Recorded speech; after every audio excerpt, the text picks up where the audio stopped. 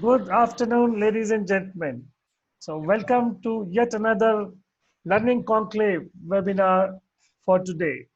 As you know, the Learning Conclave stands for enhancing capabilities to create resilience. Madhav, if we can have the PPT on, please. Yeah. So, let's start our webinar for the day. There are some people who are joining from their home, but there are some who are also joining live from their office. And we really appreciate if you taking the time out and joining us live for the webinar.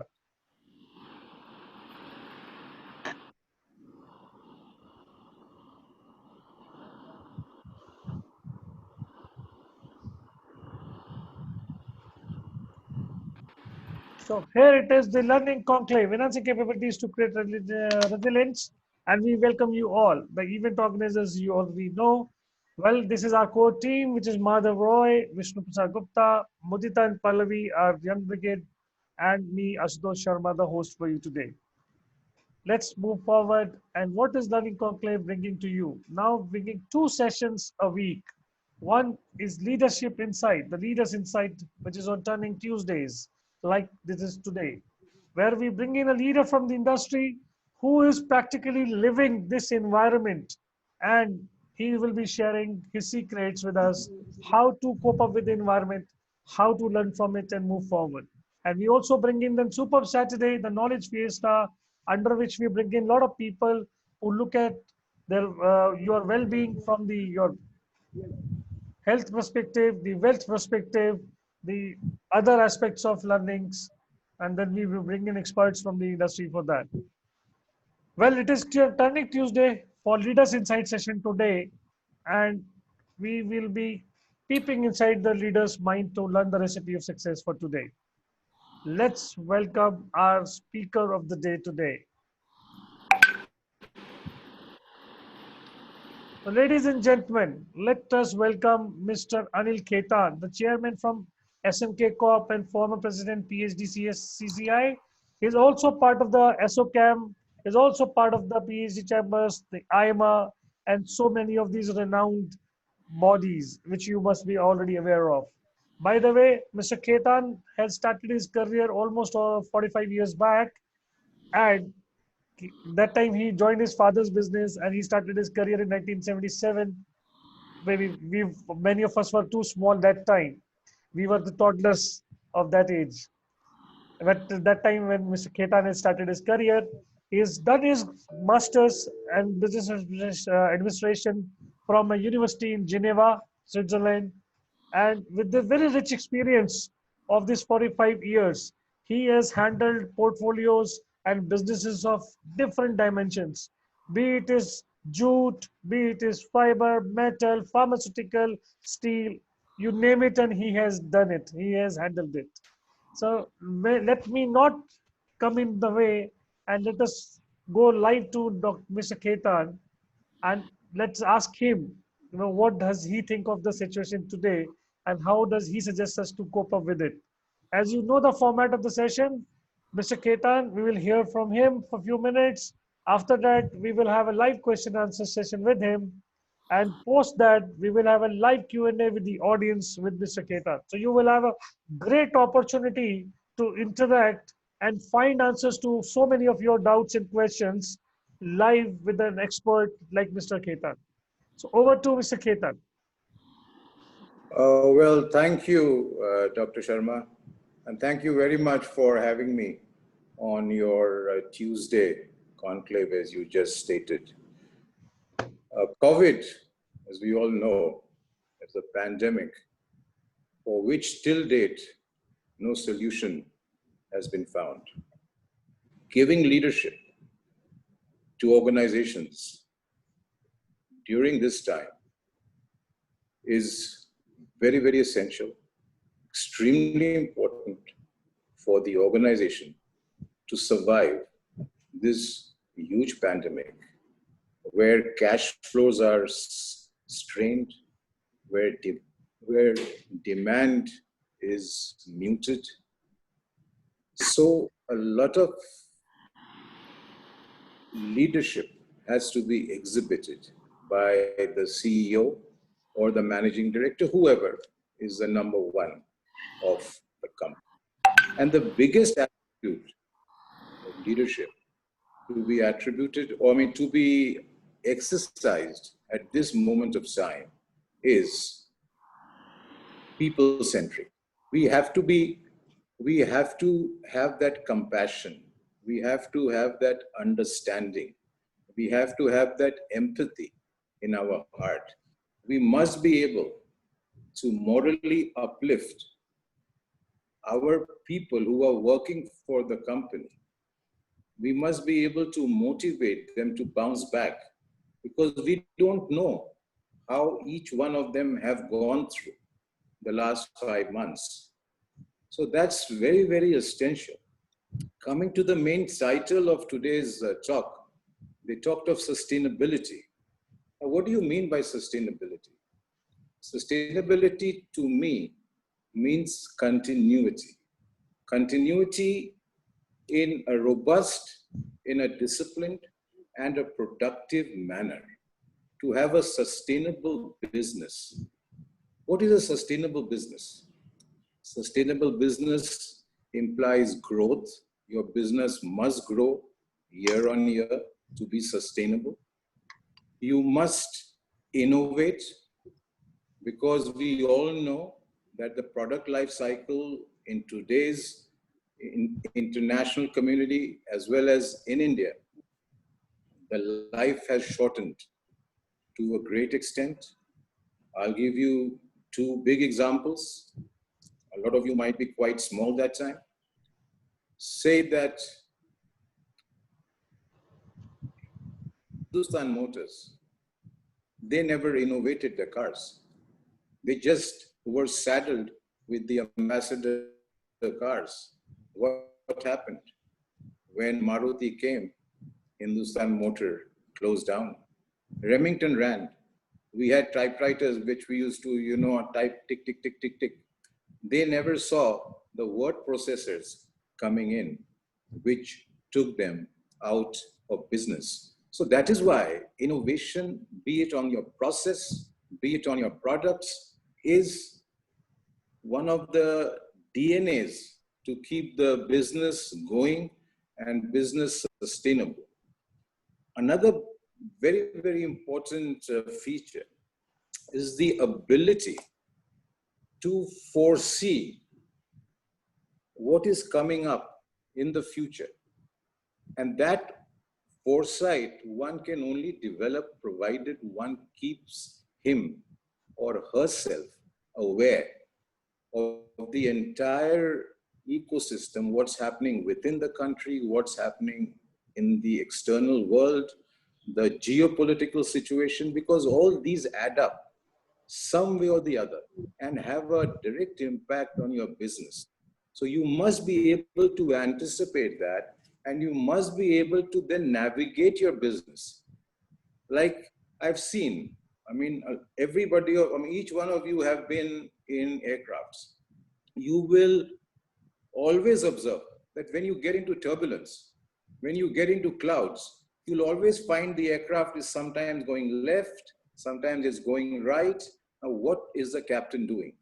He is navigating the aircraft in such a way so as to avoid maximum of clouds as he can, so the turbulence is the least in that period for the safety and the comfort of the passengers.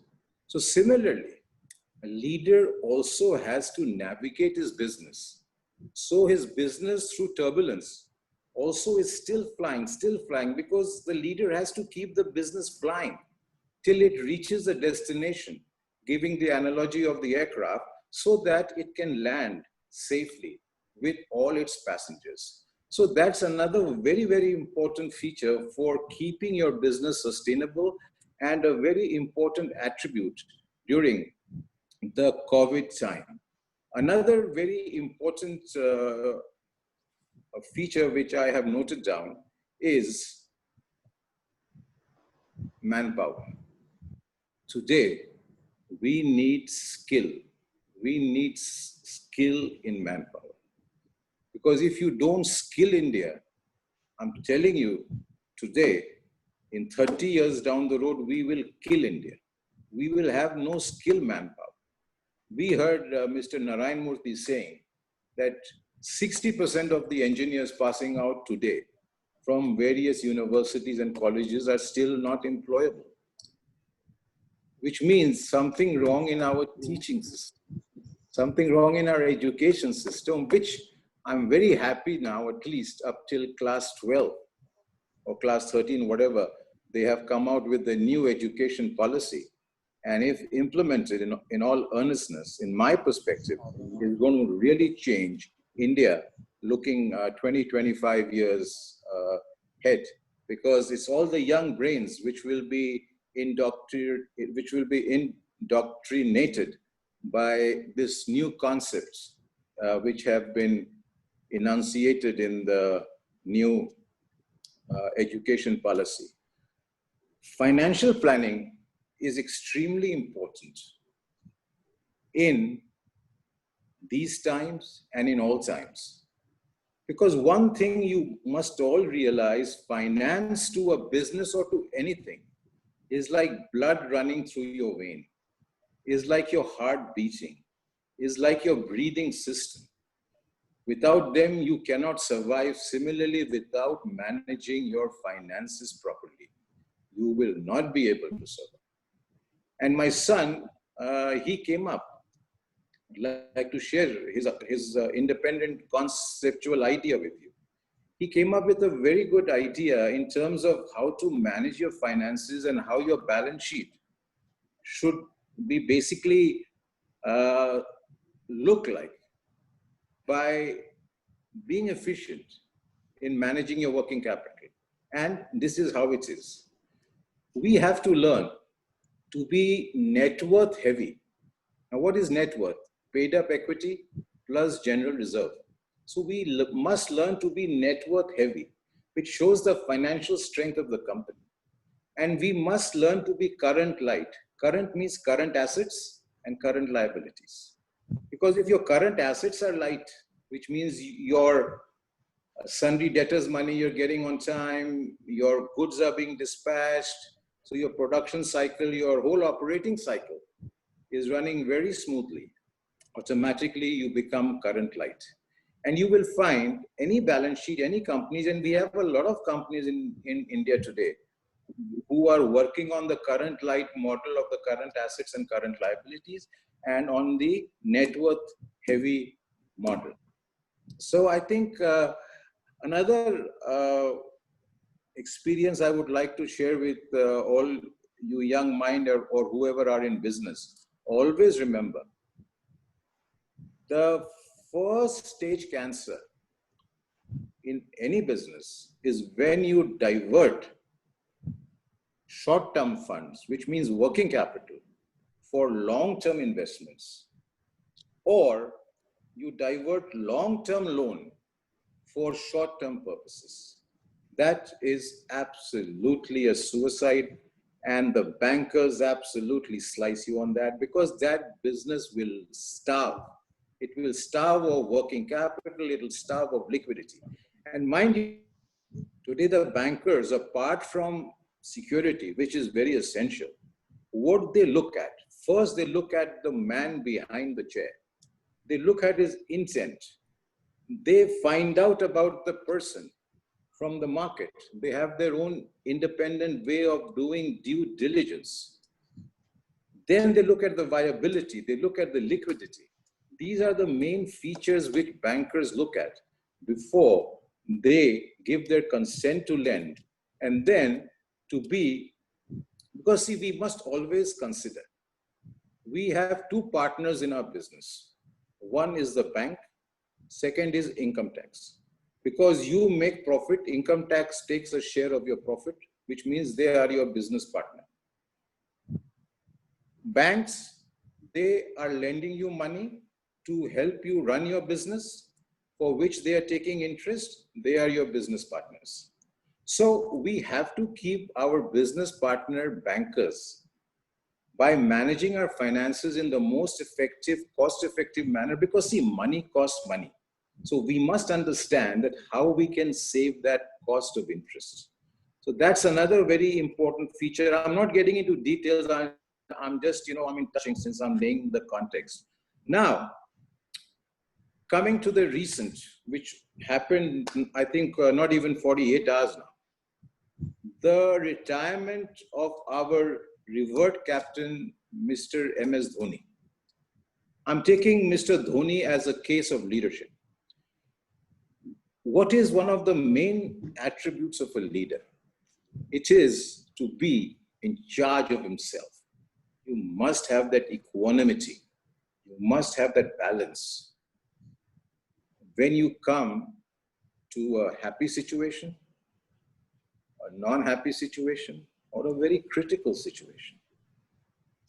Giving you a simplistic example, you boil water in a pot.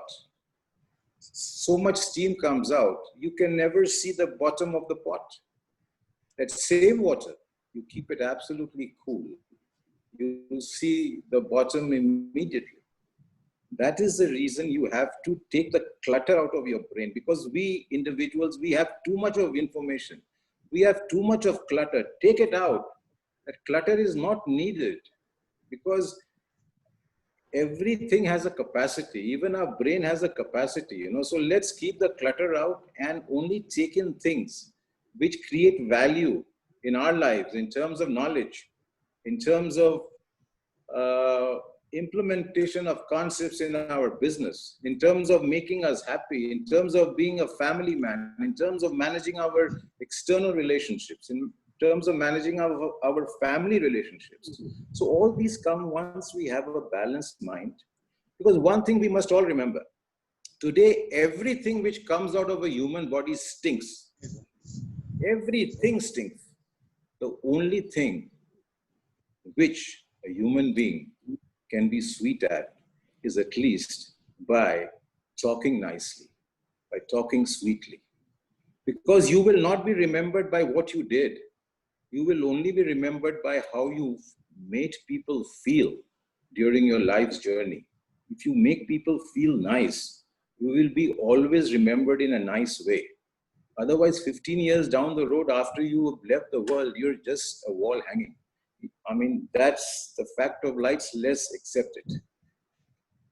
Another very important feature which you found in our former captain, I should say now, let's call him by his first name, Mahi, is he had this great capacity to spread the knowledge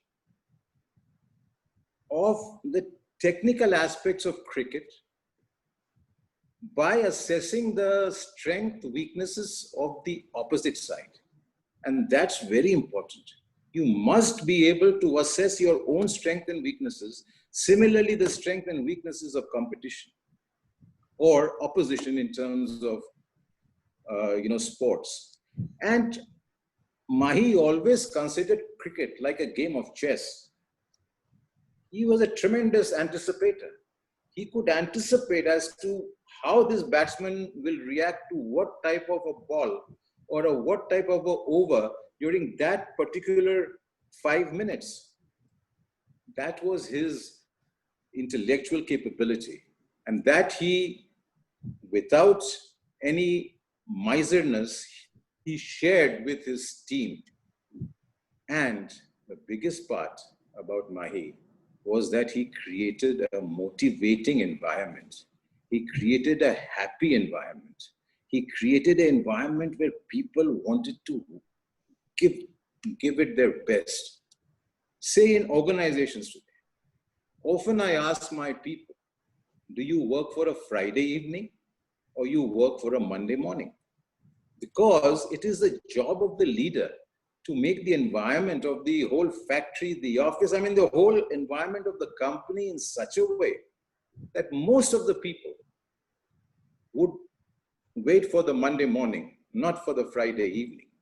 To an extent, when they're working on a project, because it's happened with me, so I know how it feels. That sometimes you feel that why did God even make night? Because you want to get back at it. That is the amount of passion with which our former captain ran the Indian team, and he had the ability to speak his mind. He was not fond of yes men, because the moment a leader is fond of yes men, again, that is the second nail in the coffin of the company. Another attribute which our former captain had, he had certainty of purpose. He had a purpose of every match. Similarly, organizations have a purpose. We must strive to meet that purpose. Each organization, based on its sector, based on its business model, based on competition, based on international competition. And of course, when you say international, you always have to use the word China. So based on what the Chinks are doing, everything has to be decided. That is strategy. That is strategic planning. That is how chess is played. Another thing is thinking out of the box. That's something which can only happen, friends, if you constantly are aware of your surroundings. If you try to the extent possible, live in the moment to the extent possible. Of course, Bhagavad Gita goes quite deep into this concept of mindfulness, and so does Gautam Buddha. But let's not get into spirituality for the time being. And another issue which our former captain had, he had the ability to take risks. Similarly, the leaders must have the ability to take risks. When I say risks, see, there are two types of risks. One is a risk you take, what like Yudhishthir took when he was gambling in Mahabharata. That is a gambling risk. Another is a business risk, which Dhirubhai Ambani took when he put up Reliance. He took huge amount of business risks. He never took gambling risks. So we must understand that in order to be successful, you have to leave. In order for the ship to sail, the ship has to leave the shore. The ship cannot be in its comfort zone, duly anchored at its shore. It cannot. It is not meant for that purposes. Aircrafts cannot be under the carpet, in their comfort zone by standing on the tarmac. They'll be making money flying. The more number of hours they're in the air, the more number of passengers they are carrying back and forth. And of course, then the revenue generation, so on and so forth. So I think, and then I'll just basically run through certain points. I won't delve in them, otherwise it'll take a long time. One biggest attribute is fearlessness. You have to be totally fearless. Absolutely fearless. You have to have that moral courage, the physical courage. I would love to give you a story of moral courage, which I often give. This is a Field Marshal, Sam Manekshaw. Bangladesh War, 1971, 23rd April. General Manekshaw at that time was the chief of the army staff. He was summoned by Mrs. Gandhi, the then Prime Minister. When he entered the room, he saw the Defense Minister, Mr. Jagjeevan Ram, the External Affairs Minister, Dr. Swaran Singh, and the Agricultural Minister, Shri Fakhruddinji Ali Ahmed. They were sitting with Mrs. Gandhi. As General Manekshaw entered her room, he was known as Sam. So Mrs. Gandhi said, "Sam, take your seat." As soon as he sat down, she asked him, "Sam, what are you doing at our eastern border?" "I'm getting telephone calls from the chief minister of Assam, from Bengal, and from northeast states. There have been massive exodus, massive influx of refugees from Bangladesh. So what are you doing about it?" Sam Manekshaw said, "Well, Madam Prime Minister, what am I supposed to do about it? I've got no orders, and that's not my job. There is no war. The army is supposed to do nothing." She says, no, you got to take some action. So Sam Monikshaw says, I'm telling you this as narrated by Sam Monikshaw in one of his talks. Then Sam Monikshaw tells Mrs. Gandhi that, Madam Prime Minister, when you are saying take action, do you know what it means? She says, what? He says, it means going to war. She says, let there be war. Well, then he smiles and he says, Madam Prime Minister, it's 23rd of April. Snow has started melting. China will give us ultimatum. By the time I move the entire force to Bangladesh, monsoons would have come in East Pakistan. And it would be impossible for the Indian troops to go over and walk over the marshy land and the tanks and so on and so forth. So, and then he also said, and the third point, Madam Prime Minister, if you want, I can give you in writing that I guarantee defeat. India will not be able to win the war in East Pakistan if you give me the order to march now.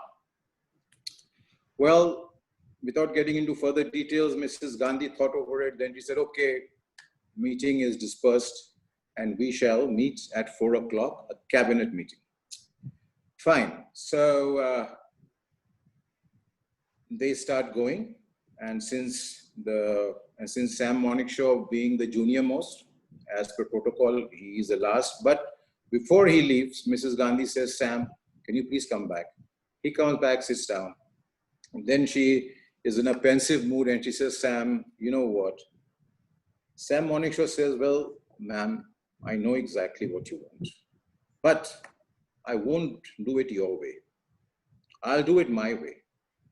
And you won't even know as to when I'm going to get into Bangladesh. You won't know the date, you won't know the time. You will only come to know once we are in. And I want no interference. My reportability is straight to you. So then she said, okay, Sam, have it your way. And balance is history when the Indian Army under General Monikshaw liberated East Pakistan, which converted to Bangladesh whenever December or January 72. Now here is an example of moral courage. He had the moral courage to tell the Prime Minister on her face that what you are saying is garbage. It's not a reality. Practically, it cannot happen. And that is the guts we need. So always remember, fearless you have to be. You must have passion. You must have perseverance. You must have patience. Ram Mandir is a clear-cut case of passion, perseverance, and patience. 500 years problem has been settled now. Focus has to be there. Like Arjun you saw in Mahabharata, you only saw the eyes of the bird.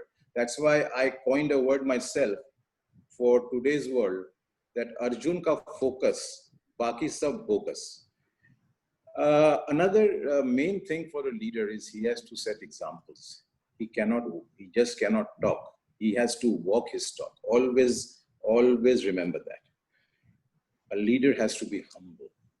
You must learn to suppress your ego to the extent possible. And you must learn to be humble. You must learn to put your people first. Give them the credit. And where there's a crisis, that's when the leader comes in front and the people go in back and he faces the crisis. Because a leader has that something extra in him. That's why people accept him as a leader. Now today you tell me, we have approximately 4,500 people governing the lives of 130 crore individuals. How did I get to this figure of 4,500? I included Lok Sabha MP, Rajya Sabha MPs, all the state assemblies, MLAs, MLCs, and the union territories administrators, so on and so forth. Roughly they come to 4,500 people. Now these 4,500 people, they are determining the lives and the future of all of us. So we have to see whether out of 4,500, honestly tell me, how many of them will you actually call as a leader? In my perception today of the people I know, I would not accept anyone other than the Prime Minister as a leader. He has true qualities of leader, but purposely I did not take him because I didn't want to get into unnecessary controversies. So I think basically these are some of the things I wanted to say, and I think they are applicable to any sphere of life you're in, be it in politics, be it in sports, be it in business, be it in films, be it in art, be it in literature, be it anywhere. If your focus is that I have to be the best, and always remember, to conclude, to be the best, remember one sentence of mine: repetition is the mother of skills. The more you repeat a thing, the more skillful you'll get. And you will become one of the best at it. There is a concept of 10,000 hours. 10,000 hours means 8 hours a day, 7 days a week for 4 years. That is what the Olympic champions do. Mark Phelps, who won the swimming gold medal 7 times, he used to practice this concept of 10,000 hours. They work hard for 10,000 hours just for that 15 seconds in the Olympics. So that's the amount of hard work also which a leader has to put in. So Ashutoshji, I think I've spoken more than the time allocated to me. I give it back to you. Thank you so much for your time, please. Sure. But it was really wonderful, Mr. Dr. Khaitan. It was really wonderful. In fact, I love the way you have pointed out few things, and I'm just maybe summarizing them. The one you said, Arjun ka focus is focus and everything else is a bogus.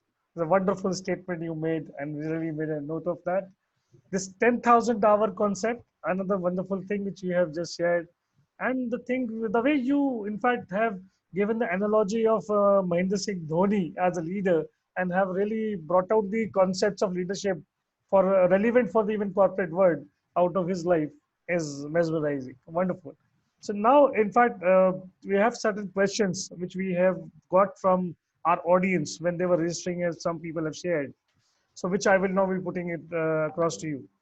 So one of the questions which people have said is, in this pandemic, as we know, I mean, for the first time, we are even using this word in this webinar conclave.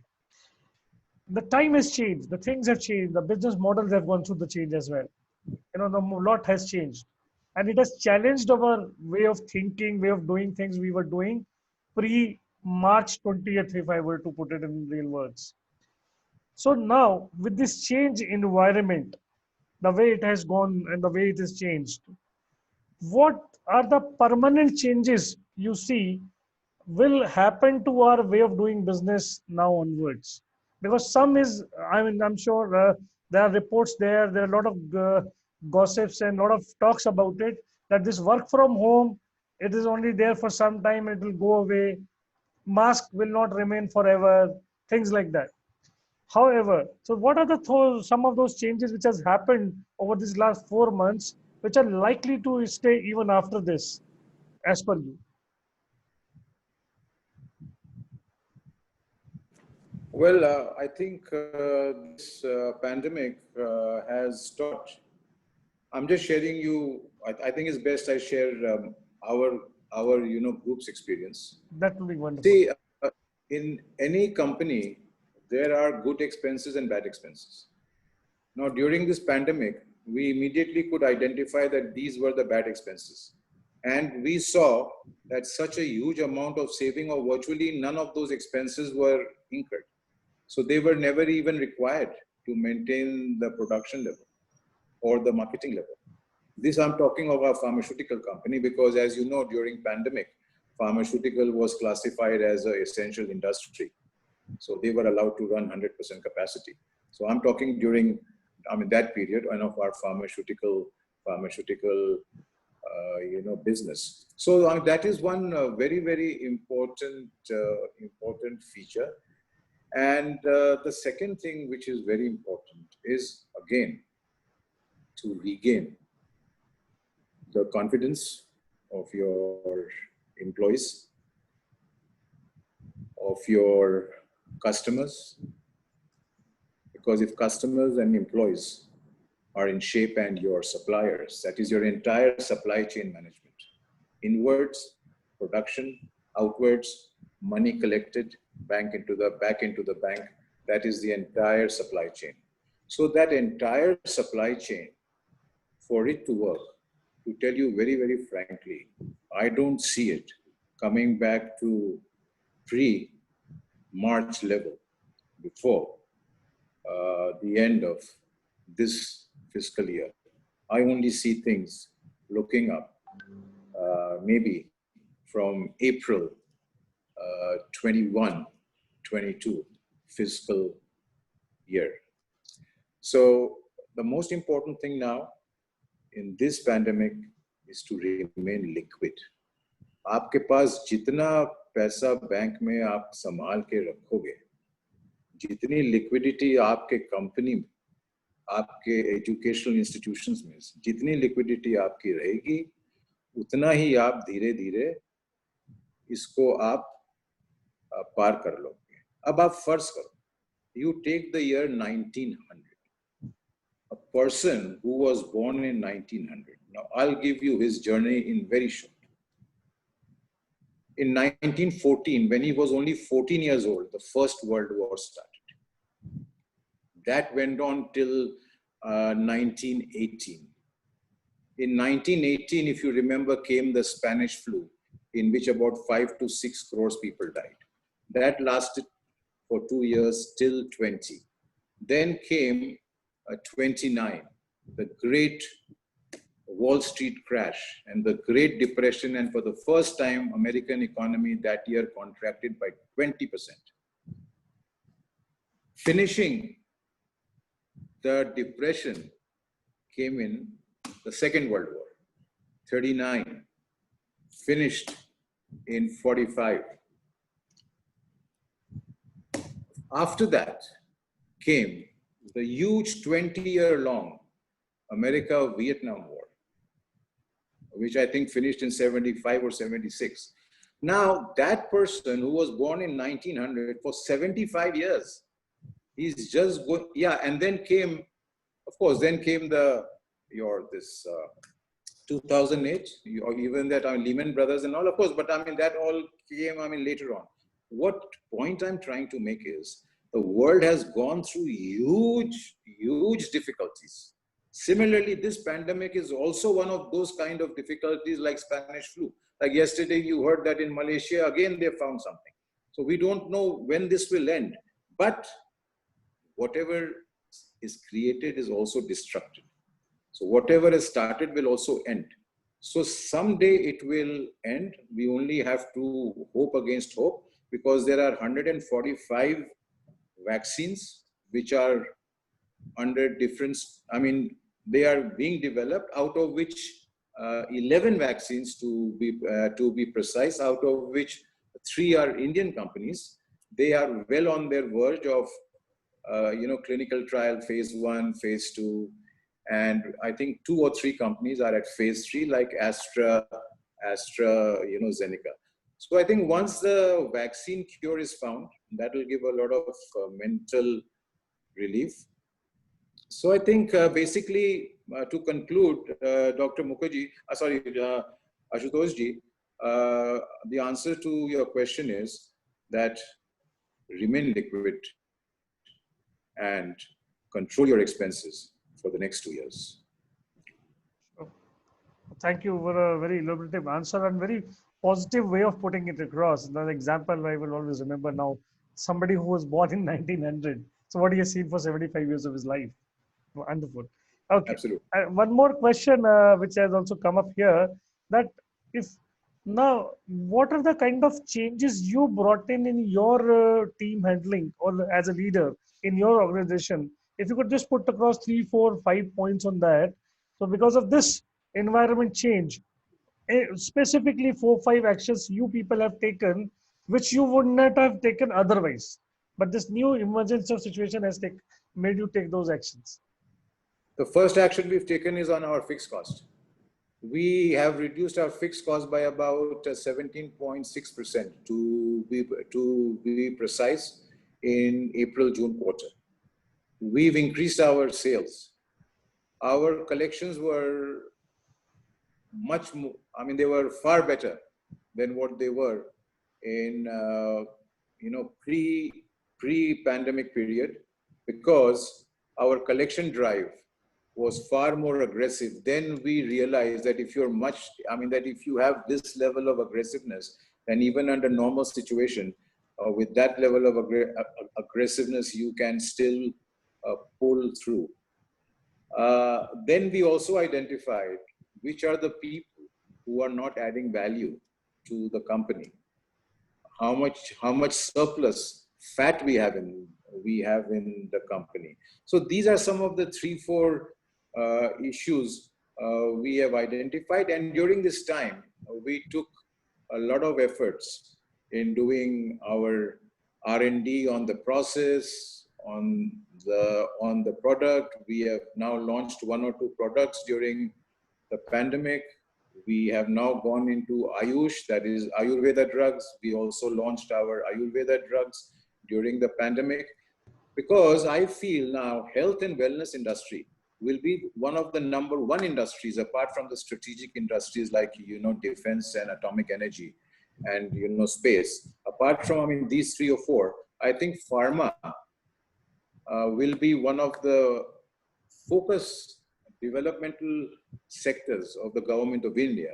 And that is why you must have realized that in the Atmanirbhar package, they have sanctioned now finally 3 bulk drug parks, so that 53 medicines, not medicines, raw material for medicines which we are importing from China, all start getting made in India. So anyhow, I think the best thing which this pandemic has done, if you ask me, that decisions of common sense, which the industry and the associations have been fighting for the last 5-6 years, it just took Corona 2 months to get all those decisions implemented in the favor of our country, in the favor of business, trade. Say for instance today, this 3 lakh crore guarantee which the government is going to give for any professionals, that is doctors, chartered accountants, lawyers, and I don't know if lawyers are covered or not, traders, small businesses, MSME sectors. They have changed the definition of MSME, that any company having a turnover of up to 250 crores and with investment of 50 crores in plant and machinery, they will be regarded as MSME.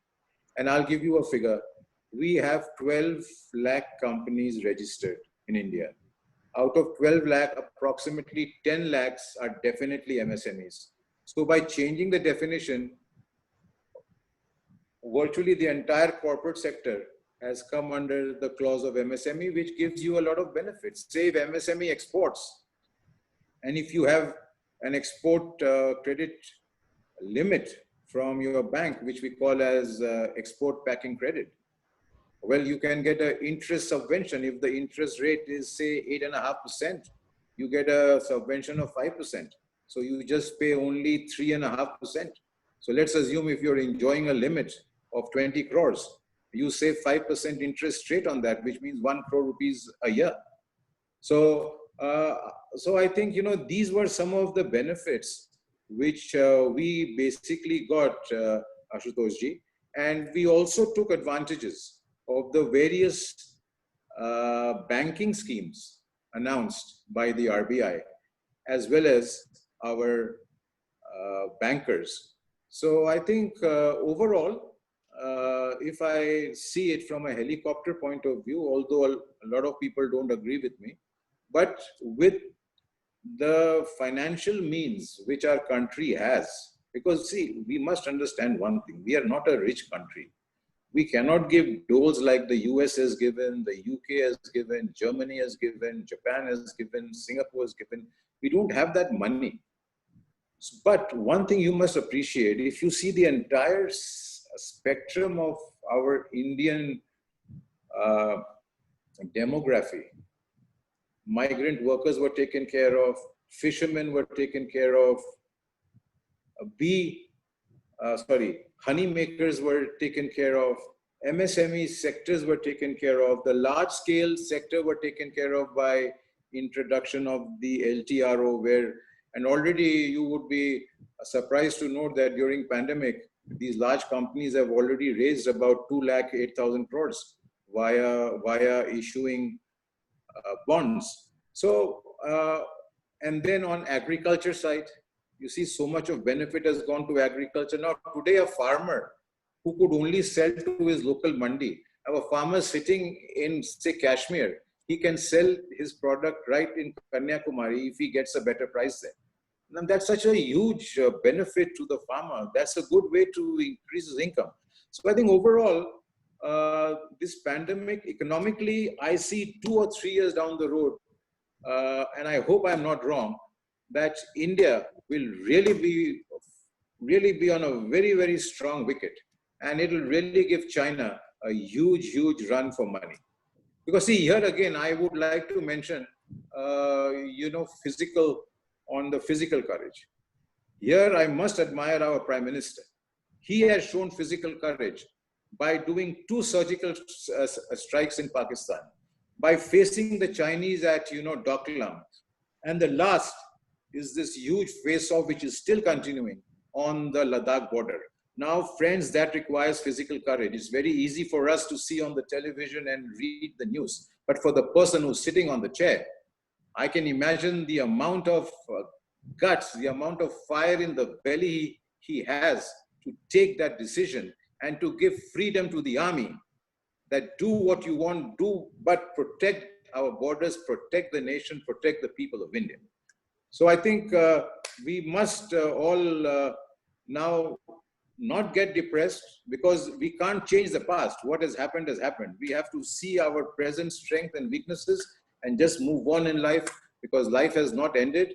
Human beings are known. They have risen war after war, pandemic after pandemic, right from history. India itself was invaded so many times by the Turks, which later on who called themselves as Mughals. So on and so forth. So don't worry, we will definitely go through this, provided, again, as I said, let's be in charge of our emotions. Let's be in charge, and let us not be dictated by our mind. Let us learn to dictate our mind. Let us have that willpower. Yes, we are going to make it. Just like South Korea, when we had the Asian financial crisis, I think it was in 97 or 98, South Korea was the first country to emerge from it. And you know how they did it? Their citizens started work at 6:30 in the morning. They didn't look at the watch. They were working 16 to 17 hours non-stop. Why? They wanted their country to get out of that financial mess. And so they did. So the citizens of India have an equally important role as Prime Minister Modi to see that our country moves up the ladder and not goes down the ladder by constant complaining, criticizing. Because we complain, we criticize. But then I ask a lot of my people, well, have you seen in your own company? Are you doing it in your own house? And most of the time, they just keep shut. They can't answer because they are not doing it. So it's very easy to blame somebody. But when it comes to you, like there's a very famous saying that when it comes to others, we all become the judge immediately. And when it comes to us, we will always become a lawyer. Ashutosh ji, back to you. Wonderful, wonderful. Sure. Thank you so very much for all your encouraging, empowering words, and they're filled with energy. But just don't go anywhere. We'll be just right back in a short while with the audience live question answer session with Mr. Anil Khaitan. So we'll just be back here. In the meanwhile, this is for the reference of the audience that you can follow us on social platforms, LinkedIn, Facebook, YouTube, Instagram, and Twitter live. We are also going live on the YouTube and Facebook, so you can catch up there also with us. And many of you can also watch all these sessions later on at the comfort of your house with a cup of tea if you want to. You can even put your questions across, you can put your observations across, and we can get you answers from Mr. Khaitan later on. Well, guys, this is another important announcement to be made. Impact Communication for Executive Presence. That's 2-session program which is coming up. Half the seat already full. So that please hurry up and register yourself soon if you want to be there and improve your communication and executive presence. You can nominate your team members, your own people, your family member, your groups, you yourself, whosoever you want to. It's a particular program which is designed to improve your communication skills. Details are available. You can call us, send a WhatsApp, send an email, and we will be reverting shortly with all the details to you. Moving forward, Madhav, if we can go to the next. Yes, now is the time for audience to go live and ask their questions to Mr. Khaitan. Who would like to go first? Please raise your thumb so that we know that you want to go first, and we can ask you to unmute yourself, open your video, and ask your question live. Let me introduce myself. Yes, please. Sir, I'm Nesamurthy, calling from Raipur. In fact, I started with Anil Khaitan, sir, as the mentor. Probably I saw him 10 years back, but I hope sir remembers me. Good afternoon, sir. Yes. Hi, Nisa. How are you? Yeah, I'm fine, sir. What about you, sir? I'm good, Nisa. I remember our corporate days. Yes, sir. Still, that is the memory I still carry on. Morning, I WhatsApp you. Those Narmada Bank sessions are really uh, wonderful, and still I keep cherishing those memories. The days I worked with you, sir. Really, I'm thankful, and still although I couldn't survive in the manufacturing sector, but I shifted to my own core strength education sector. So I'm working in Raipur, sir. I would like to straight away coming to the point. Probably I'll catch up you later in the coming session. So now the digital India or digital concepts of learning comes up. So probably the coming days will be really tough for those universities which they do not have the proper infrastructure due to improper financial planning. So that's what it happened in my university. I don't want to blame anybody. A lot of financial crunch. Now even we are in the processing of removing teachers, qualified teachers, and non-teaching staff because of improper, you correctly said, improper financial planning. But the income revenues are now dried up, sir. And also due to infrastructure facilities, we are conducting online classes, but it is not properly because of infrastructure failures. Students are not able to mean, it is not the regular kind of classes. They are unable to uh, come in contact with the teachers and get those kind of environment in the regular one-to-one regular class sessions. So what is your view, sir? Are the future is going to be brickless universities, or is it going to be digital universities, virtual universities, where as per the new education policy, probably all the syllabus, curriculum, the fees, everything is going to be uniformized. What is your take on this? I'm really confused. Yeah, my take is, Nisa, don't get confused because see, one thing is for sure that online education has now come to stay. So I think it will be a hybrid model. And I'm very happy about this because suppose if say you come from the state of Kerala. Now there's a very small village in Kerala. Now, why should a young boy or a child or a young adult be deprived of good quality education just because he is in that small village in Kerala and his parents cannot afford Yeah. his education. Now, in local Malayalam language, which now has come in the new education policy that you should teach in local language up to, I think, up to 8 years of age. So, in local language, if education is imparted, and if rural India, if inclusive India, if Bharat is getting educated through the concept of distance learning online, I think it's a great idea. But there I will not agree with anyone that that online learning is going to be the only way. That is, in my perception, not going to be possible. You will still have students going to school, yes, but then the norms in school, I mean, students will be now taught, which is very important, on hygiene, on sanitation, on how to keep yourself clean, your house clean, then your duties, how to be civil on the road, and how not to dirty the road, so on and so forth. I mean, to the schools at least who are educated, evolved, and I hope they start doing so after so much of difficulties the whole world has gone through. So I think basically, Nisa, to cut a long story short and to conclude with my answer to your question, is that you will have a hybrid model.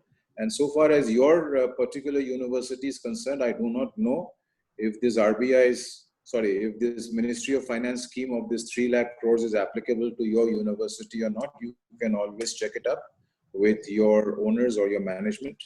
And if it is, I think they should take the advantage of this scheme, because by that way you can definitely get finance into your educational institution. Thank you. Thank you so much, sir. And thank you so very much, Nisa Murthy, for asking such a brilliant question and sharing your pain. And we do understand that. So thank you so much for that. And you can write to us and we will help you connect with Ms. Khaitan later. So we can do that for sure. Sure, Samad. Yeah, I'll be in touch with you. And you can also follow us on social media network. There's YouTube and the Facebook lives. So then you can put up your observation questions there and we'll have Mr. Khaitan to answer you there on the later stage. Yeah, thank you, sir. Thank you. Anyone else, please? The next person. Who wants to go next now? We have very few minutes left. So somebody who wants to go next. Mr. Vijay Thadani, you have made a very brilliant point. So would you like to say it yourself? You have really made a good point in the chat box. I saw. So that would you like to go live and you share it? Please go ahead. Yes, sir. I have a journalist friend and who gave us some information that COVID has been cured in Bangladesh by using tetracycline, anti-allergy, and chloroquine. 5 days course. Okay. Yes, sir. It's a very definite and confirmed report, sir. So you could take this forward. Well, sir, you will if you can take my email ID from Ashutosh ji and send me a mail on this, because actually it's a bit hard for me to digest it at this moment of time. Otherwise, it would be all over the news and. But then, since you are saying so, you must have also got it from your reliable source. A very reliable journalist friend, sir. Right. So if you can mail me something on it with some concrete evidence, then maybe I could. Evidence is Bangladesh. I have no contact over there, sir.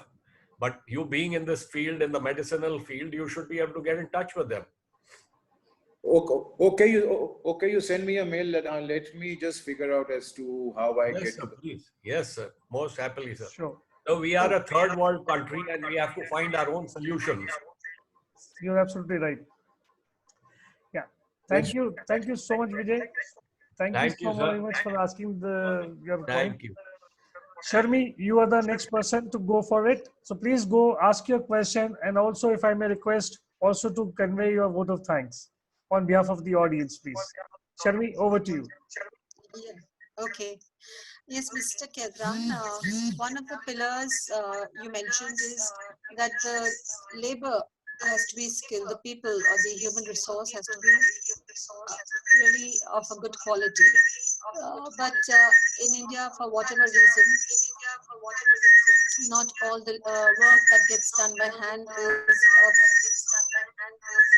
good quality, I would say. And very often we see that in repairs, maintenance, when we have problem getting the right kind of people to even do small jobs, that is also diminishing. What scheme or what can be done about it? Is there provision for this to upgrade their skills? Are they organized? Could you share some light on that? Yeah, ma'am. And then I will give the vote of thanks. Ma'am, for this, skilling, as you know, there is a Ministry of Skilling and Entrepreneurship Development. Now they have a lot of schemes. The best is to go on their website and see as to when you start skilling for various trades, then per person skilled, they give you a certain amount of reimbursement. So that's one on the financial side. But what so is more important is that, skilling somehow has come up in the last 10, 15 years. This was not an issue which India suffered from, right since independence, but which never was in the forefront of resolvement. So so what has happened now is that, say today in my company, we constantly skill, upskill, reskill our supervisors, our engineers, our workers, because we find that a skilled person, you don't have to tell him much. You have to just tell him matlab, 1 plus 1 is 2, and he will just follow that. And with his skill, he'll give you the productivity. He'll give you the quality with least amount of wastage, that is input to output. So skilling is very important. And another feature we must remember, that industry 4.0 is coming in. AI, IoT, etc., etc. Your data analytics and big data and deep learning and machine learning. So these 6, 7 verticals of industry 4.0. Now we must also train our people. We must skill them to absorb these technologies. Like you found in the new education policy, and it's very good that they are introducing these concepts at class 10 level. Every student has to learn these 6, 7 concepts which I just stated. So see, skilling basically, ma'am, comes, as I told in my initial talk, is by repeating. Let's assume today, welding. Now, welding is a skill which is grossly lacking, because say today you might have to weld a 0.5 millimeter stainless steel sheet with a 0.5 millimeter plastic sheet. How do you weld stainless with plastic? That's a technology there. There's an art there. Okay, forget about plastic. Let's say stainless to stainless itself. It's a very fine skill which that particular workman must possess in order to do that welding. Today, let's take the oil industry, the crude oil industry. Now, ONGC has an army of skilled welders. Why? Because they have to dive in the Arabian Sea, and they have to go and do the welding of all the oil pipelines which are under the sea. So there you need underground welding skilling techniques. So each today trade requires very specific, skills, because this world has become of very high specialization, quality, and international competitiveness. Because today we can't run companies seeing domestic competition. We have to be internationally competitive. Then only we can survive in the export market. And how can we be internationally competitive? It's only because of your manpower. If you have a bunch of skilled people working on the shop floor, quality, productivity would, I'm telling you, ma'am, you can take for granted. Of course, you need constant supervision, but they will produce it. So that is the importance of skilling. And unfortunately, somehow, skilling is not taking place the way it should. All the ministers, all the bureaucrats talk about it. They talk about the German model. They talk about the Finnish model. Now, I think more or less the government has adopted the German model, which is learn while you earn. That means if you're working in a factory, you can work for 5 days or 4 days, and the factory gives you 2 days off to come to the training center for theoretical training as well as practical training, because they have their workshops and so on and so forth. And plus now, there are companies which have come up where they come and do skilling in your factory itself. So if you have a basic need of skilling your workmen or your engineers, you can finalize the course content with such skill providers, and they'll come to your factory with certain tools and tackles. Plus, they will also use your factory's tools and tackles to basically skill your workmen in front of your factory managers. So by that way, the factory is very comfortable that everybody is getting skilled under their nose. I mean, the management of the factory is very comfortable that everybody is getting a skill. Say, for instance, and to conclude the answer to your question, say Volkswagen in Pune. Now, Volkswagen will not let a single person touch a machine until they go through the Volkswagen Skilling Center, which Volkswagen has already put up in Pune. So everybody has to go through the skilling content, the skilling course. It could last 6 months, it could last 1 year before they're allowed to even go on the shop floor. So that is the level of commitment we need to towards the people who work for us, towards their tact, towards their ability to produce what your customer wants, or to give your customer something extra, something more than they need, like Steve Jobs gave us the iPod, the iPad, the iPhone, and so on and so forth. So I think if that answers your question, ma'am, that's it. Yes. Shall we so also much. please convey the vote of thanks on behalf of the audience, please? Sure. It was a very important and interesting webinar, and also made more relevant in the context of Mr. Dhoni's recent announcement of retirement from international cricket. And the knowledge, the depth of knowledge, and in the various segments of the industry, of the economy that you know and have commented on in the short while, it was really enriching, and also presented in a very, very interesting manner. I'm sure all the people who have attended today have gained something, and I certainly have my takeaways, including the 10,000 hours, which are even Sachin Tendulkar endorses. As you said, Mark Phelps, who's an international swimmer, Olympians, has also endorsed and said that is the secret to the success. I'm sure those who are striving for perfection will try to achieve those standards. So thank you for your insights, and I hope we can again see you on some other. Sure. Well, thank you so much, ma'am, and thank you, Ashutosh ji. Thank you for having me, and thank you all the participants for your time. Thank you. Thank you so very much, everyone, for joining us live and being here, and the way you have been supporting us all through. So it has been really, really wonderful session by Mr. Anil Khaitan, and thank you so very much for your very, very participative session. In fact, very, very nice participation by every one of you. So thank you so very much. Look forward to catch up with you on Saturday. Yet again, another wonderful session coming up from Learning Conclave team. So, कहीं जाइएगा मत. Have a very safe and healthy time at home. Stay happy, stay healthy, and safe at home. Thank you. Take care.